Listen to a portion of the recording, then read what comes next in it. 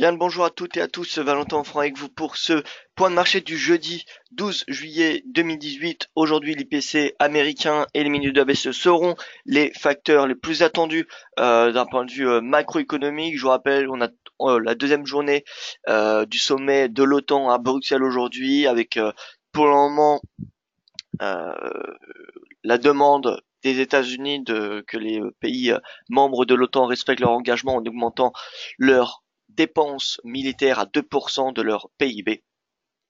Et voilà, sinon nous aurons donc Donald Trump qui rencontrera Theresa May euh, vendredi, il me semble, euh, si ce n'est pas ce soir.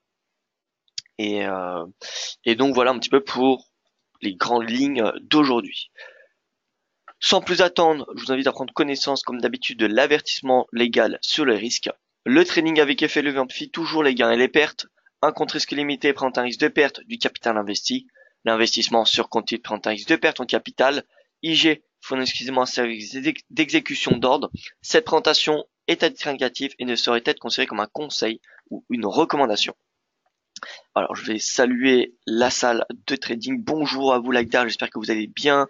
Loïc, que je salue également. Olivier de même. Franck, Thierry, bonjour et merci pour le webinaire éducatif d'hier soir. Bien, écoutez, Thierry, avec plaisir. Avec plaisir. D'ailleurs, je remettrai le replay dans la journée sur YouTube. Donc, voilà, il devrait être dans la journée euh, en replay sur YouTube. Bonjour Raymond, ma chère Raymond, Catherine également, Frédéric, Nicole. Je n'ai pas pu assister à votre webinaire sur le Canal d'Auchan. Est-ce que vous avez fait un autre webinaire sur ce sujet? Alors oui, peut-être dans le futur je le referai, mais voilà, comme je l'ai dit, je vais le publier ce replay sur YouTube. Il prend pas mal de temps parce qu'on a quand même pas mal discuté, on a vu quand même pas mal de choses hier, mais voilà, pour les plus curieux qui regarderont jusqu'à la fin, ça peut des choses assez quand même intéressantes, je pense. Bonjour Eliane, bonjour Edgy, Thierry. Alors j'ai une idée de nouveau webinaire éducatif. Apprendre à programmer un screener, j'avais essayé il y a quelques semaines, mais trop compliqué pour moi. Je pense qu'il devrait y avoir une forte demande, à mon avis, des autres traders chez IG pour apprendre à faire un screener sur Proforex, soit pour action. Euh, alors oui, ça peut être une bonne idée. Après, bon, euh, faut quelqu'un d'assez compétent. Moi personnellement, je me juge pas assez, je ne saurais pas le faire. Donc voilà. En tout cas, je vais soumettre, voilà, je vais faire remonter votre feedback et voilà.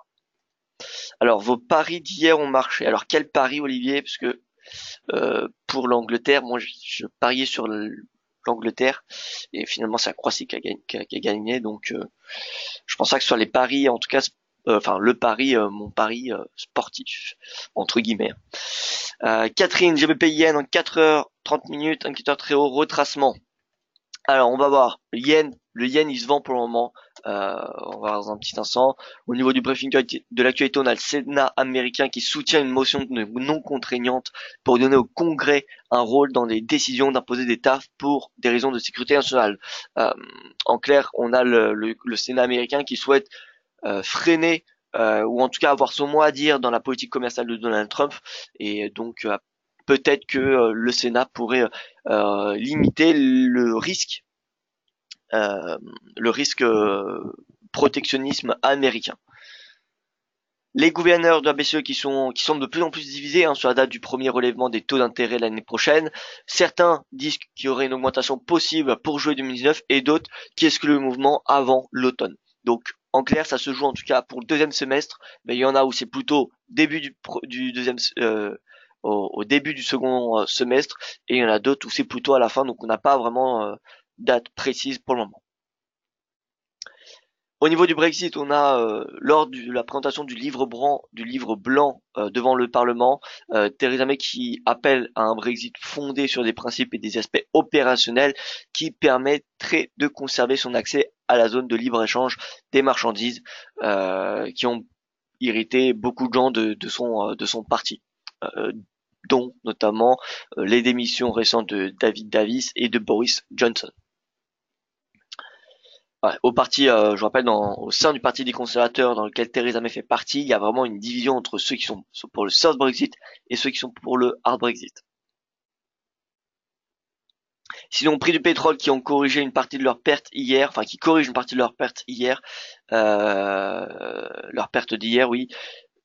Ces pertes provoquées en raison des tensions commerciales, parce que si on a du protectionnisme, enfin c'est synonyme de réduction des échanges, réduction de la production et donc moins de demande en énergie et en matériaux, parce que le pétrole, ce n'est pas que l'énergie, c'est aussi des matériaux dans le sens, ça fait du pétrole, ça fait du plastique. Et le plastique aujourd'hui, c'est utilisé, on utilise du plastique partout. Donc c'est plus qu'une énergie, qu'une matière première énergétique. Le pétrole, c'est une matière première de base, voilà, de base. Et également, on a les incertitudes, enfin des nouvelles incertitudes sur l'approvisionnement. Alors pas sur une baisse, mais plutôt sur une hausse du coût de l'approvisionnement. Suite à l'annonce que la Libye reprendrait ses exportations, on a la compagnie nationale libyenne qui réouvre 4 ports dans l'est de la Libye et qui pourrait réinjecter jusqu'à 850 000 barils par jour de pétrole brut sur les marchés internationaux. Donc forcément, le marché price cette annonce, intègre au prix et on a une baisse.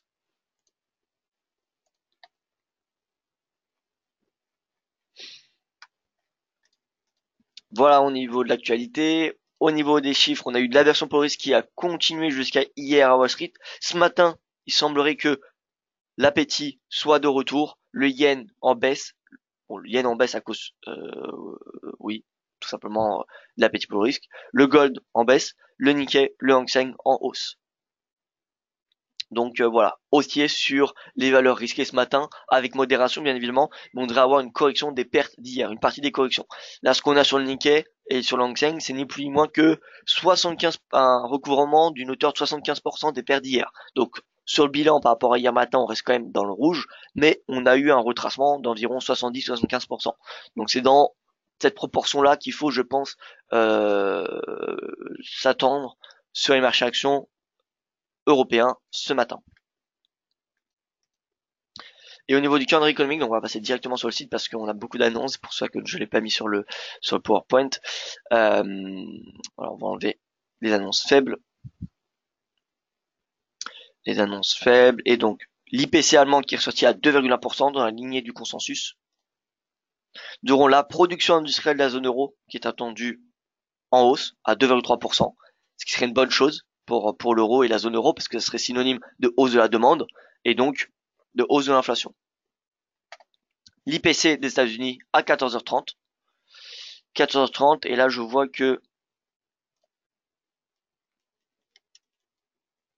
il n'y a pas les minutes qui sont inscrites, alors c'est très bizarre.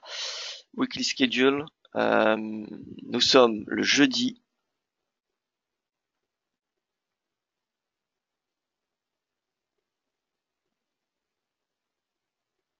Ah pardon, jeudi.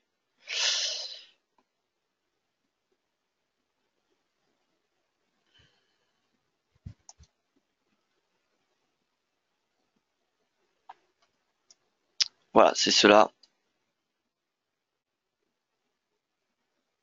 Publication à des minutes de la BCE du 13-14 juin à 13h30 CET, donc 13h30 heure française. 13h30 heure française, donc je sais pas pourquoi ce n'est pas marqué. Ça doit être un bug. Bon, et d'où la nécessité vraiment de regarder sur deux calendriers différents.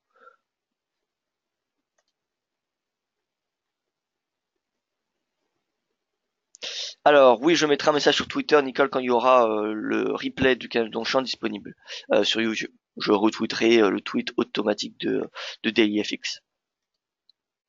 Voilà, donc 13h30, minute de ABCE, 14h30, IPC US. Voilà les deux gros facteurs, deux grands rendez-vous d'aujourd'hui. Au niveau de la tendance, on voit un yen qui est en forte baisse, le dollar qui perd du terrain, alors que hier c'était ni plus ni moins que l'inverse. On avait le CHF, le dollar, le yen qui était plus haussier. Donc voilà, la version pour le risque qui a été créée hier, suite à la décision de Donald Trump, enfin décision de l'administration américaine d'imposer des nouvelles taxes, enfin, d'étudier des nouvelles taxes contre la Chine, eh bien a été intégralement pricé, intégré au marché en l'espace d'un jour. Alors, en l'espace d'un jour, c'était digéré, et là, on a le retour, on va dire, de l'appétit pour le risque. En amont, je vous rappelle de la publication des résultats des entreprises américaines. On a les banques américaines qui commenceront à publier leurs résultats dès demain. Ensuite, nous aurons les techs qui en publieront dès la semaine prochaine. D'ailleurs, j'ai le plaisir de vous annoncer pour ceux qui suivent un petit peu voilà Apple, les grandes sociétés.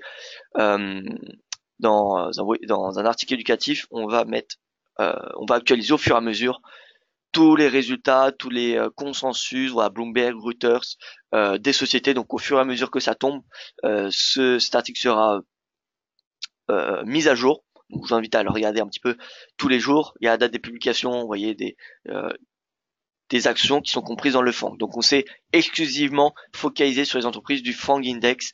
FANG Index qui comprend ces 10 sociétés. Voilà, donc cet article sera mis à jour régulièrement avec les consensus, qu'attend le marché, etc., etc. Donc là, pour le moment, il n'y en a aucun. Ça devrait être actualisé dès aujourd'hui. Voilà, donc début de la publication des résultats des entreprises qui commence cette fin de semaine et qui continuera jusqu'à la mi-août. Donc voilà, AUD, NZD, JBP, NZD, AUD, NZD qui corrigent leur perte d'hier et CHF USD Yen qui corrige une partie de leur perte, de leur gain d'hier. Par conséquent, nous avons l'eurodoll en 15, alors, peut-être pas se mettre en 15 minutes, on va commencer sur du 1 heure. On est revenu au pivot mensuel niveau de support. On a un RSI qui depuis s'oriente à la hausse, mais qui est toujours dans un momentum bearish. Même le RSI 4 heures est dans un momentum bearish. Je vois pas d'oblique haussière qui viendrait justifier un achat, mis à part, voilà, encore une fois, le pivot mensuel. Pivot mensuel, on pourrait avoir une détente du dollar. En tout cas, voilà, la paire euro-dollar devrait être assez volatile aujourd'hui avec les minutes de la BCE et l'IPC US. Donc, la tendance que je vais vous donner ce matin ne sera peut-être pas la même, probablement pas la même dans l'après-midi, ou alors ce serait vraiment de la chance. Hein. Donc voilà, euro-dollar. Alors, 1 heure, donc 15 minutes. 15 minutes, on a une belle divergence. Alors, enfin non, pas une divergence, mais on a un momentum qui accélère beaucoup plus rapidement que le prix. On est sur un niveau de support important. Moi, je pense que le pivot du jour et le pivot de la semaine à 1,17 peut être un objectif de court terme, en attendant les minutes de la BCE et l'IPC US. Voilà, donc biais haussier pour ce matin sur l'euro-dollar. Pour cet après-midi, je ne donne pas d'avis, étant donné que ça va dépendre beaucoup de l'IPC et de les minutes de la BCE. Avec cette conjoncture USD Yen 113. Alors, en fait, je vais vous faire voir moi l'analyse des indices avant de passer sur les paires majeures. Je pense que c'est beaucoup plus intéressant de regarder ces indices actuellement. Le yen, vous voyez qu'il est dans un range depuis, on va dire, le début du deuxième trimestre. Depuis début avril, on est dans un range. Et voilà, donc statistiquement, vous savez, il y a plus de chances que le cours oscille dans ce range plutôt qu'il le casse, plutôt qu'il en sorte. Donc là, on voit qu'on a une marge encore de baisse. Donc le yen, c'est pour ça que tous les paires en yen sont en hausse. Quasiment tous les paires en yen sont en hausse depuis pas mal de jours maintenant. Donc voilà, euro yen en hausse, USD yen en hausse, etc., etc. L'USD, retour à ses plus hauts, pas de cassure, hein, mais on a un retour au sommet. Ouais, si on met les plus hauts des 20 périodes, nous y sommes presque. Et donc voilà, on a eu un rebond du RSI sur 50. Maintenant, personnellement, je passerai pas à l'achat sur le dollar. Parce que voilà, on a une divergence sur du journalier. En hebdomadaire, j'ai pas regardé, mais non, hebdomadaire, il n'y a pas de divergence. Donc en journalier, on en a une. En journalier, on en a une. Donc ça remet un petit peu en cause, comment dire, cette cette tendance haussière du prix. Donc personnellement, je préfère rester neutre sur le dollar et même plutôt le vendre face à des devises un peu plus exposées aux tensions commerciales comme l'AUD et le NZD. L'AUD qui rebondit depuis ses plus bas. Le NZD rebond également. L'euro, vous voyez, hausse de l'euro depuis concrètement depuis le 30 mai. On a la hausse de l'euro. Et la prochaine résistance majeure, elle semblerait être ici. Donc, vous voyez encore une petite marge de progression pour que l'euro progresse. Donc l'euro dollar, c'est pour ça que je suis haussier, parce que je vois une marge de progression de l'euro encore assez importante, alors que le dollar, il, comment dire, il teste encore ses récents sommets. Enfin, il s'approche de ses récents sommets. Et on voit que le momentum de l'euro, il est quand même sain. Il n'y a pas de divergence baissière, que ce soit sur du daily ou de l'hebdomadaire. Voilà, vous voyez qu'on avait une divergence à ce moment-là, euh, à l'automne 2017. Le RSI qui a franchi 50 à la mi-mai. Et depuis, on a eu une respiration du momentum. Le prix qui a rebondi sur cette oblique qui a cherché le point bas, enfin les deux points bas de 2017. Donc voilà, maintenant on a un momentum qui est sain, une tendance à nouveau haussière. Donc voilà, c'est pour ça que je suis haussier sur l'euro. Où peut-on avoir accès aux minutes de la BCE, nous demande Frédéric. Alors tout simplement sur le site de la BCE. Donc ecb.europa.eu. Et sur cette page, vous aurez un press release ou publication, je ne sais plus exactement où c'est. À 13h30, il y aura un petit +1 ici, où vous aurez accès aux minutes. Ou alors, vous êtes tout de suite sur Weekly Schedule.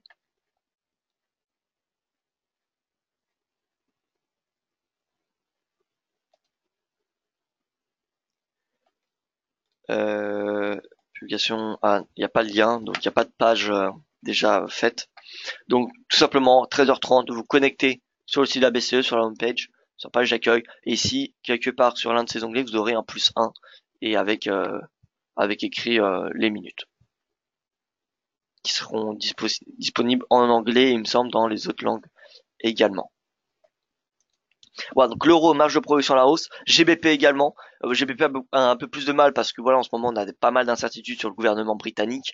Il y a à nouveau des divisions. Mais donc, c'est pour ça qu'on a un peu de retard, on a une sous-performance. Ça n'empêche pas le fait que le GBP, il y a un momentum qui est dorénavant bullish au niveau de l'indice, et le prix qui est au-dessus, enfin, qui, vous voyez, rebondit également. On a des creux et des sommets de plus en plus hauts. Donc, voilà, le GBP, il faut faire un petit peu plus de patience, mais ça se paye. Le CHF, pareil, toujours dans sa tendance haussière, au-dessus de sa moyenne mobile à 20 périodes. Donc voilà, le prix qui évolue beaucoup plus souvent au-dessus de sa médiane du canal de Auchan. Petit clin d'œil pour ceux qui étaient au webinaire éducatif. Et vous voyez que le momentum est également bullish. Et on n'a pas de divergence baissière. Donc voilà, finalement, le franc, à court terme, il ressemble beaucoup au dollar. Regardez, on retrouve ces deux sommets avec le RSI qui rebondit sur 50. Sauf que à l'inverse du dollar, on n'a pas de divergence. Donc voilà, CHF, ça semble encore possible de se positionner à l'achat. Le dollar, on l'a fait. Et le CAD.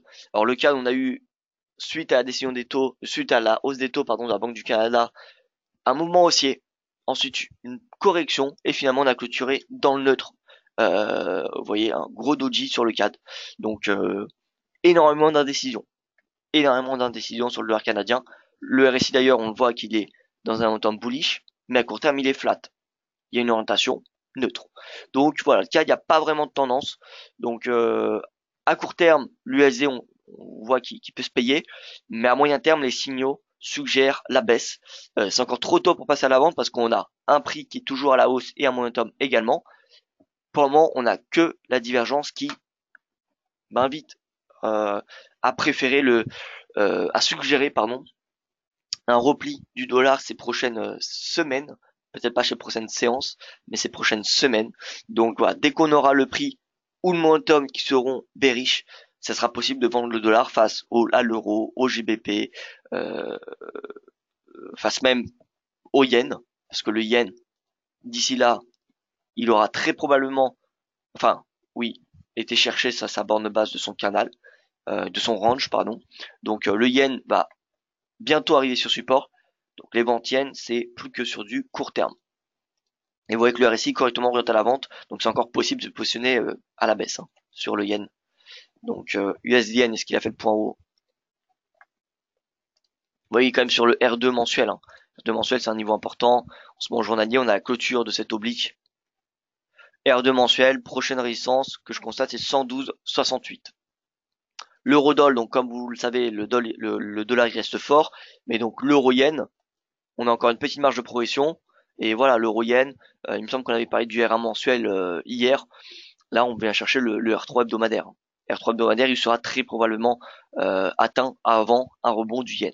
Donc c'est R1, R3 hebdomadaire, c'est 131,87 à peu près.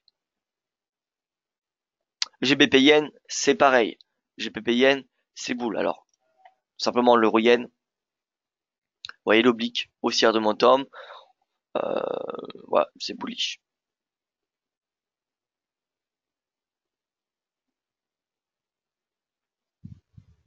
GBP yen, donc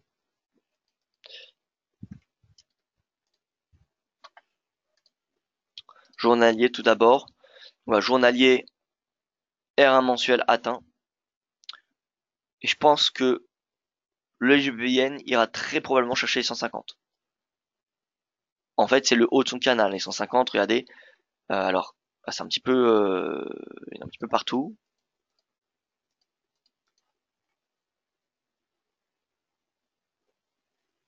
Alors, moi, ce que je fais, hein, normalement, là, j'ai mis qu'un graphique.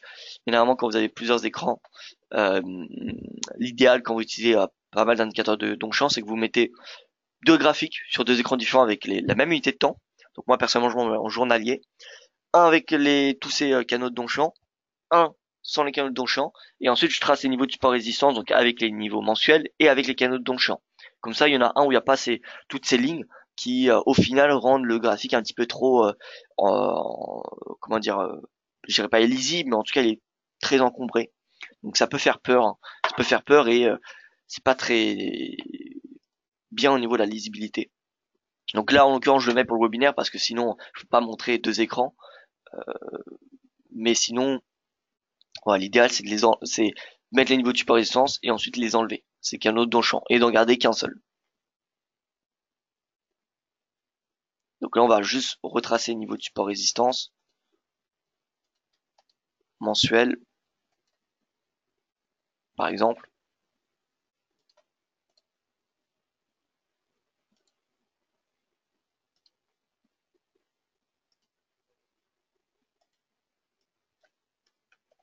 Douze. 12, pourquoi 12? Parce que 12, c'est un an.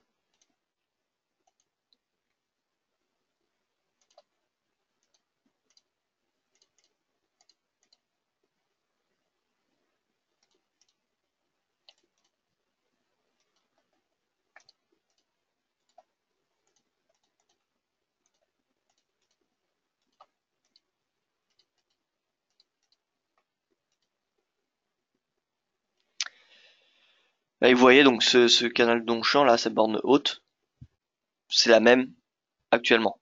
Donc on a, vous voyez, des niveaux qui sont assez intéressants. Ouais, donc je pense qu'on va pas non plus encombrer plus que cela. On va enlever, on va garder que le 20 périodes. Voilà. On va enlever les retracements de Fibonacci. Parce que je pense que les 50, ouais, 50, ça a été atteint, 50-60%. Voilà. On a un canal que nous allons tracer en noir. Même s'il a été dépassé. Puisqu'on aura peut-être une réintégration. Une trendline baissière sur du très court terme. Je l'ai mis en pointillé parce qu'elle a que deux points de contact. Or, pour vraiment exploiter, pour vraiment dire que c'est une oblique, on en a besoin de trois, comme vous le savez. J'en mets que deux. Je la mets quand même parce que c'est quand même les plus hauts depuis le début de l'année. Donc c'est une oblique qui achète tous les plus hauts depuis le début de l'année. Ça a donc quand même un poids psychologique. Le but dans l'analyse technique, c'est de refléter la psychologie des investisseurs. Et là, on voit que depuis le début de l'année, on a des sommets de plus en plus bas. Donc c'est ça un petit peu que je veux surligner avec cette oblique. Et c'est pas un canal parce que vous voyez, on n'a pas eu le rebond en bas du canal. Tac, voilà, je pense qu'on est bon. Donc là, c'est quand même beaucoup plus lisible. Et on voit donc prochaine zone de résistance. Voilà, c'est vraiment par ici. Hein. C'est les 150. GBP yen 150 à court terme, voilà, court moyen terme. D'ici quelques séances, c'est l'objectif. en 4 heures, on regarde si on n'a pas de signaux bearish, parce que peut-être que si on a un pullback, si on a des signaux bearish, on peut attendre le pullback pour rentrer à l'achat, au lieu de rentrer maintenant.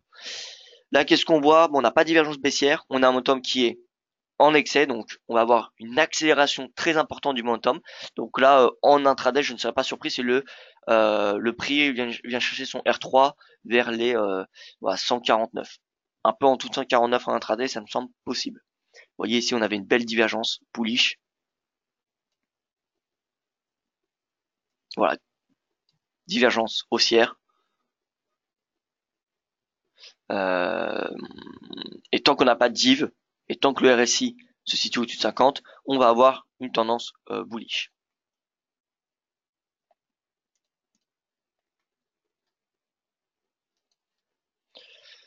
Voilà, donc les paires en yen, concrètement, c'est encore exploitable à acheter, même si voilà, le yen index arrive proche de sa bande du bas de son range. Pour le moment, le momentum et le prix sont tous les deux baissiers. D'ailleurs, c'est la seule devise où pour le moment les deux sont clairement dans une tendance baissière à très court terme. Le dollar, pas vraiment, on a eu un rebond, vous voyez. La USD, on a un rebond en ce moment. Donc voilà, finalement, le yen à court terme, c'est la seule devise qui est baissière. Ah, je dis bien à court terme. Donc voilà, AUD yen, retour au R2 hebdomadaire, il ira probablement chercher le 83, même si je vous avoue que l'achat AUD yen, c'est pas le plus confortable, parce que comme on l'a vu, mardi soir, il suffit d'un tweet de Trump pour avoir un moins 100 pips sur l'AUD yen. Donc vraiment là où c'est confortable, je trouve, de shorter le yen à court terme, c'est l'euro yen, le GBP yen, pourquoi pas l'USD yen, pourquoi pas l'USD yen. Maintenant voilà, l'USD yen R2 mensuel, prochaine résistance 112,69, c'est assez proche, donc ça à vous de voir ce que vous préférez trader. Mais voilà, c'est encore possible, je pense, de payer l'USD yen jusqu'à 112,69 avant de s'attendre à un rebond du yen. Vous voyez que les paires en yen arrivent de plus en plus sous résistance, hein. D'où le fait que le yen a des fortes chances de rebondir, on va dire, semaine prochaine. L'USD yen arrive à 112,68, qui est son clôture de 2017. L'euro yen arrive à son R2 mensuel. Le GBP yen, il arrive. Alors, GBP yen, il arrive à 150, c'est psychologique. 150. La UD yen, alors non, il n'est pas dans un seuil psychologique, enfin il est pas proche d'un seuil psychologique, mais vous voyez donc il y a quand même les paires en yen qui arrivent proches de zones de résistance quand même assez importantes. Voilà donc pour mon avis, hein, c'est encore short, enfin c'est short du yen ce matin pour voilà, du day trading ou même jusqu'à demain, jusqu'à la fin de semaine. En attendant, en tout cas, un rebond du yen sur son support. Avis Eurotri, Loïc. L'Eurotri c'est aussi. Hein. L'Eurotri, de toute façon, bon après, attention parce que problème avec ces paires exotiques, le tri, hein, donc c'est la livre turque. Faut savoir que Erdogan et la Banque centrale se bat pour dévaluer, enfin, voilà, ils dévaluent la monnaie énormément, donc forcément c'est en hausse tout le temps. Ça en faut tout le temps. Maintenant, voilà, le fait que c'est pas des marchés qui soient extrêmement développés et que le gouvernement a un poids extrêmement important sur la politique monétaire, c'est un peu comme la Chine dans le sens que du jour au lendemain, si elle veut, elle peut complètement changer la politique monétaire. Or, la BCE, la Fed ou la BOE, voilà, les marchés développés, ça ne se passe pas comme cela. Mais en soi, le gouvernement d'Erdogan peut faire ce qu'il veut avec sa monnaie. Du jour au lendemain, voilà, ils peuvent faire ce qu'ils veulent. Donc, j'ai envie de dire, techniquement, il y a une tendance haussière. Il n'y a rien à reprocher à cela. Donc, il faut plutôt se positionner à l'achat. Maintenant, voilà, je préfère vous dire que c'est un marché qui demain peut s'inverser du jour au lendemain. Mais si on se base uniquement sur l'analyse technique, bon, on se met sur de l'hebdo.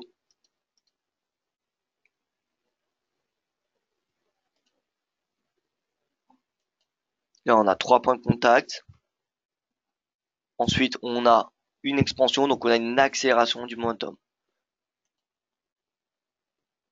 2 points de contact, c'est pas suffisant. 2 points.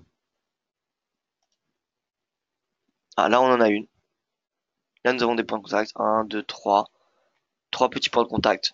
Donc, vous voyez, si on a un retour au S3, mais bon, là, on est sur du lebdo, donc quand même, retour sur S3, c'est beaucoup.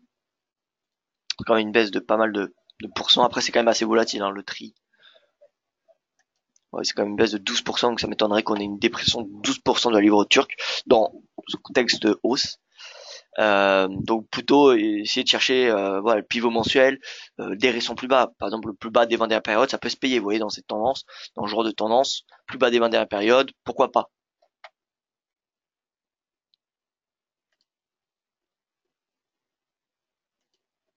Donc voilà, j'ai pas vraiment d'avis sur l'Eurotri, à part si je dois me fier uniquement sur l'analyse technique et uniquement parce que voilà, je préfère pas donner d'avis sur l'analyse fondamentale parce que c'est un marché qui, voilà, est pour moi pas suffisamment stable pour être tradé sur du long terme.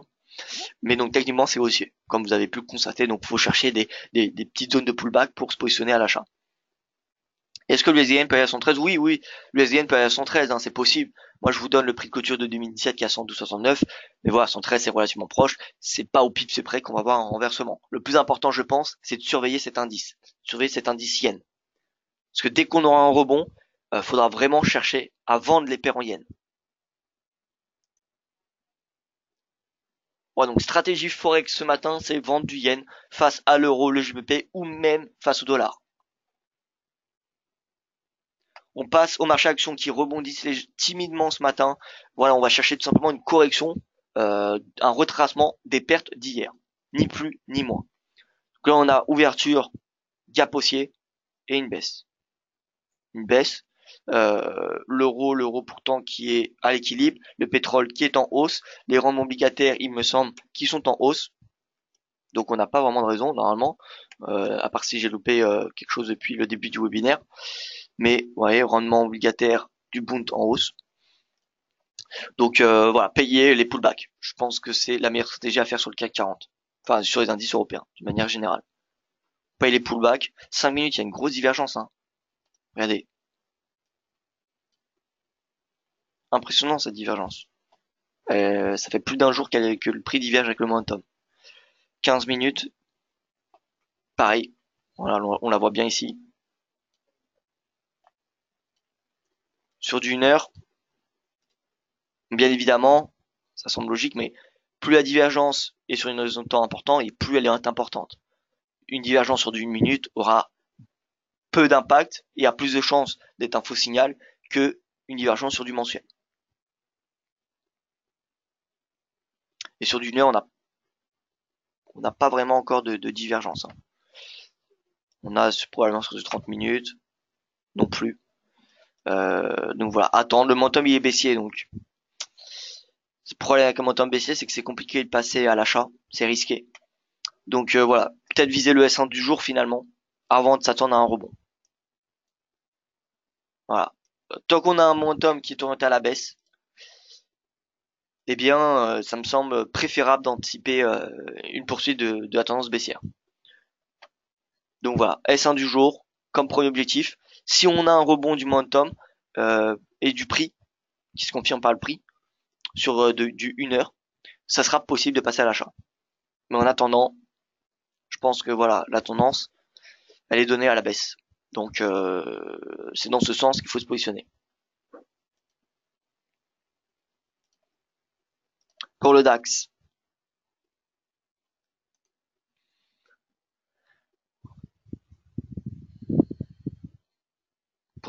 en 1 heure, qu'est-ce que nous avons? Gap haussier et depuis une baisse.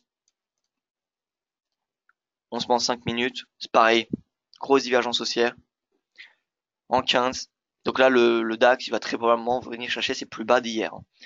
Ses plus bas d'hier, c'est-à-dire à 12 400 points. Voilà, 12 400. Ça va être quelque chose d'atteint normalement, je pense, aujourd'hui. En 15 minutes, pareil, la div. Un petit passage du RSI pendant un jour au-dessus de 50 et ensuite réintégration.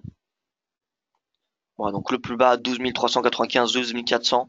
Ouais, c'est psychologique encore une fois. C'est un objectif baissier pour aujourd'hui. En attendant, encore une fois, qu'on ait des signaux bullish. que vous voyez que pour le moment le prix est sous sa moyenne mobile à 200 périodes, le RSI sous 50 sur son unité de temps 15 minutes, pareil sur 5 minutes, et sur du 1 heure également.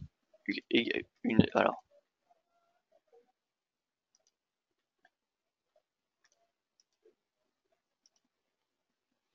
voilà, sur du 1 heure, momentum baissier donc. 5 minutes momentum baissier, 15 minutes momentum baissier, 1 heure momentum baissier. On se met du 4 heures, momentum baissier dorénavant. Donc là, on va avoir quand même pas mal de flux vendeurs.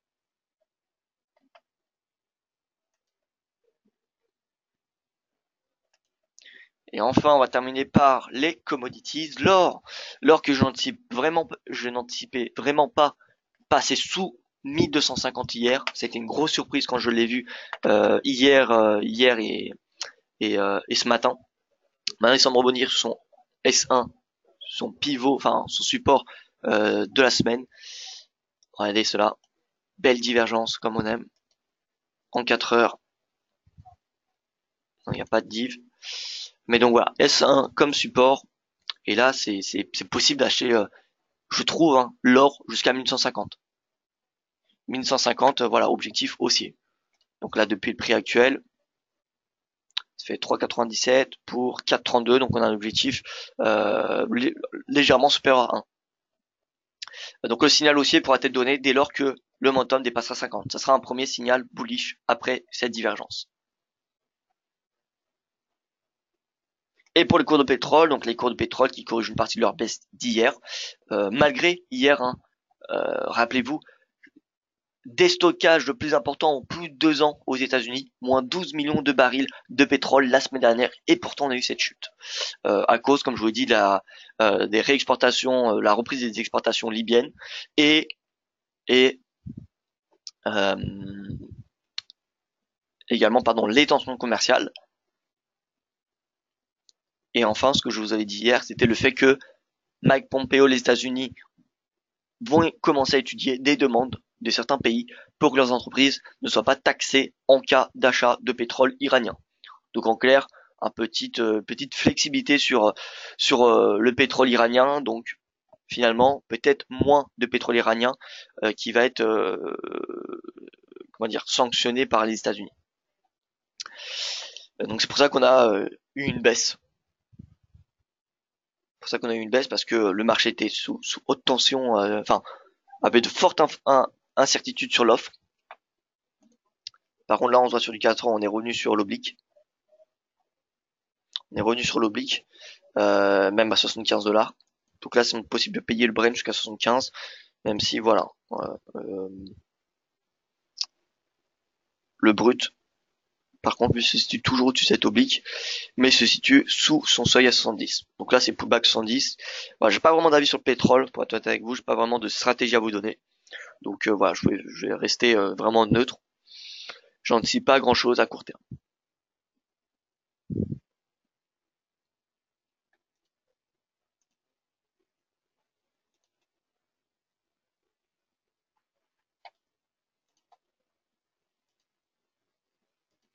Voilà, écoutez, ce sera tout pour ce point de marché. Alors, le pétrole, ça devient dur à trader avec des nouvelles qui arrivent dans tous les sens, qui peuvent être soit positives et soit négatives. Ça, c'est vrai, hein, depuis le début de l'année, honnêtement, le pétrole, il y a vraiment des infos qui tombent, je dirais pas tous les jours, mais tous les 2 jours. Soit l'OPEP, le Venezuela, l'Iran, la Syrie à un moment donné, la Libye, le Canada, la production américaine. Il y a vraiment un tas de choses qui actuellement la guerre commerciale.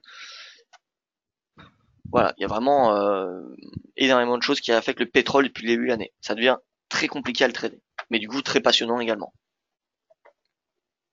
L'or semble retrouver son statut de valeur refuge. Alors l'or, c'est une valeur refuge, hein, Thierry. Pourquoi il s'est pas apprécié depuis le début du conflit? Simplement parce que l'or est une devise refuge, mais dans un contexte de guerre commerciale, il est affecté par le fait que la guerre commerciale est synonyme de ralentissement de l'économie mondiale. Pourquoi? Parce que dès qu'il y a des tensions commerciales, en tant que chef d'entreprise, est-ce que vous allez investir dans les États-Unis ou la Chine? Chez les États-Unis ou la Chine? Eh bien, vous ne savez pas, donc vous faites rien. C'est pour ça qu'on parle de ralentissement économique lorsqu'il y a des tensions commerciales. Parce qu'il y a beaucoup moins d'investissements. Enfin, ça tend à réduire les investissements. Et donc forcément, on a moins également de production, parce qu'il y a moins d'échanges, moins de production. Donc moins de demande de matières premières. Donc si vous regardez depuis maintenant pas mal de semaines, vous regardez un indice commodities. L'indice commodities qu'on peut regarder, il y en a un sur Bloomberg qui est assez connu. Alors, je vais vous le faire voir.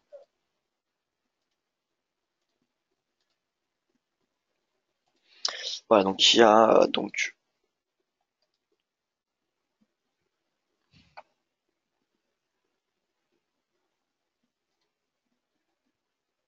voilà, c'est le Bloomberg Commodity. Bloomberg Commodity, on va se mettre sur un an. Voilà, je pense que c'est assez net. Depuis mai, vous voyez, on a une baisse. On a une baisse, tout simplement parce que voilà, si on a moins de production, on a besoin de moins de matières premières, donc tout ce qui est ETF, vous savez que les ETF représentent, alors pour ceux qui ne connaissent pas les ETF, c'est un tracker. Voilà, ETF c'est un tracker, c'est les trackers même. Eh bien, étant donné qu'on a de plus en plus d'investisseurs qui investissent sur les ETF, eh bien le fait qu'ils retirent leur flux, leur cash qui sont sur les ETF commodities, eh bien ça impacte également l'or qui est également intégré dans ces commos. Donc en fait, l'or il est baissier simplement parce qu'on a un retrait des fonds sur sur tout ce qui est tracker ou fonds d'investissement en commodities. Et dans le même temps, on a une hausse du dollar qui fait donc naturellement pression sur l'or. C'est pour cela donc qu'on a les matières premières qui sont sous pression. C'est quand il y a tension commerciale, les matières premières c'est sous pression et, euh, et voilà. Et les marchés actions également. Donc c'est pour cela que même dans ce contexte d'aversion pour le risque, l'or n'arrive pas à progresser. Parce que il y a l'or, il y a le dollar, et deux, il y a le retrait des fonds sur les commos. Alors le pétrole c'est différent parce que là il y a eu quand même pas mal d'incertitudes sur l'offre. Si vous regardez le gaz, et le gaz commence à baisser, le cuivre, c'est un couteau qui tombe. L'argent, bah corrélé à l'or, c'est pareil. On peut regarder même voilà, le blé, hein. Blé de Chicago. Alors je regarde au pif, hein, ça se trouve c'est une grosse bêtise que je vous fais voir, donc oui c'est plutôt une bêtise. Soja, le soja qui va être taxé. On va aller un petit peu la tendance. Soja, bon, c'est assez clair. Donc la Chine qui va taxer le soja américain. Soja qui chute. Alors cacao, je ne sais pas quelle va être quelle est la réaction du cacao. J'ai pas regardé ce cacao depuis le début de l'année. Cacao, oui, il y a eu une belle divergence baissière. Ouais, comme quoi les divergences ça marche partout, hein. Il n'y a pas forcément besoin d'être un expert sur le cacao, de partir n'importe où pour voilà, trader le cacao. On avait une divergence qui était excellente avec un signal baissier. Euh, ouais, c'est quand on voit ce type de graphique qu'on tombe amoureux des divergences, hein. Et là, vous voyez, belle baisse avec un objectif voilà de 38 à 50% de retracement, 38-50, c'est l'objectif raisonnable d'une divergence. Voilà, donc cacao baissier également. Vous voyez que ce soit les soft ou les hard commodities, eh bien finalement elles sont toutes les deux en baisse. Alors énergie, donc non indice. Alors, je connais pas bien les indices commodities honnêtement, donc voilà agriculture.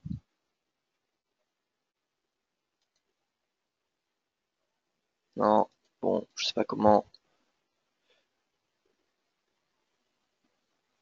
Soft. Il n'y a pas d'indice soft. Enfin si ça doit exister, mais bon, il y en a pas en tout cas sur cette page. Tant pis c'est pas grave, en tout cas vous avez compris, les commos qui sont sous pression, l'or, c'est pour ça qu'il est en baisse parce que c'est reste une commodities et donc baisse de la demande, baisse de la manufacture, de l'activité manufacturière en Chine, baisse de la demande de matières premières et donc également de l'or. Je trouve que l'or est un actif passionnant car il a plusieurs rôles au niveau mondial. L'or des banques centrales, l'or pour la fabrication des composants électroniques, l'or en valeur refuge. Exactement, Thierry. C'est vrai que l'or, c'est, de toute façon, les commodities d'une manière générale, c'est peut-être le marché le plus passionnant parmi tous les marchés qui existent. Le forex a aussi sa part comment dire, d'authenticité compte tenu du fait qu'il est coté face à deux actifs. Or, les matières premières, honnêtement, c'est la matière première contre du dollar. C'est pas vraiment contre de l'euro. Donc voilà, il y a ça un petit peu qui manque. Euh, quand il y a le cacao qui baisse, eh bien, le dollar ne s'apprécie pas. Enfin, c'est pas pour autant que le dollar va s'apprécier. Alors que voilà, dès que l'euro dollar baisse, ben forcément on a une mécanique. On a une mécanique derrière qui va engendrer d'autres paires. Donc voilà. Chaque marché a sa particularité. C'est vrai que d'un point de vue macroéconomique, voilà, vraiment c'est très important enfin c'est très intéressant les matières premières. Bon, écoutez, pour ce point de marché, j'ai répondu à toutes vos questions. En résumé, vente du yen, marché action européen. Bon, il y a des momentum qui divergent à la hausse, mais toutefois, on a le prix qui continue de baisser. Donc, c'est dans ce sens de la tendance qu'il faut se positionner. Tant qu'on n'a pas de rebond du prix, on n'achète pas. C'est le prix qu'on trade avant tout, hein, c'est pas le momentum. On n'achète pas du momentum, on achète de l'euro ou du dollar. Voilà, on achète un prix, pas un momentum. Donc là, c'est le L5 du jour, L5 du pivot qu'il faut aller chercher. Et peut-être que finalement le rebond va se faire à ce moment-là. Donc voilà un petit peu comment je résumerai les marchés ce matin. C'est vendre du yen et vendre des marchés actions tant qu'on n'a pas de rebond du prix. Ça semble un petit peu bête dit comme cela, mais c'est vraiment le sentiment que j'ai. Voilà, écoutez, merci pour votre participation. Je publierai ce webinaire en replay sur YouTube et juste ensuite, j'essaierai d'enchaîner avec le webinaire d'hier sur le canal de Donchamp. Et voilà, écoutez, n'hésitez pas à poser vos questions sur YouTube pour le webinaire éducatif que j'ai réalisé hier. J'y répondrai également le plus rapidement possible. Excellente journée à vous. Vous aurez l'occasion de retrouver Yoav Nizar tout à l'heure à 14h30. 14h30 comme tous les jeudis et mardis. Et sinon, pour ma part, nous nous retrouverons donc demain matin. Excellente journée à vous. Et d'ailleurs, pour ceux qui parlent un petit peu anglais, demain matin, si vous connectez sur IGTV, vous aurez l'opportunité de m'entendre. Alors pas de me voir cette fois-ci, enfin pas de me voir pour cette fois, mais comme voilà pour le webinaire. Donc si vous voulez une stratégie du jour, une demi-heure avant ce point de marché, eh bien ça sera sur IGTV. IGTV que vous pouvez retrouver sur le site, eh bien, d'IGUK. IGUK. Alors, IGTV. Donc ça sera à 8h30 heure française. IGTV. Ah oui, donc du coup.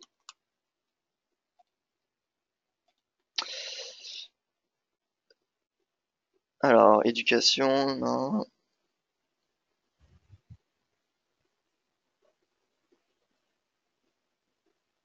Alors, IGTV. Alors, je sais que c'est disponible sur la plateforme IG.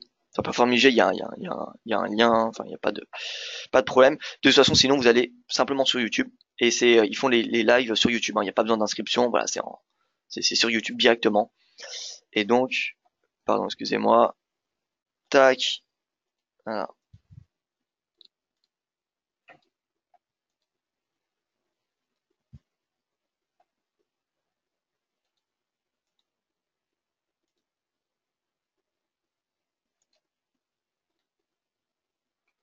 Voilà, donc IGTV UK. Et voilà, donc vous avez cette home page. Et là, vous voyez que du coup, la dernière vidéo qui a été publiée un jour de. Alors,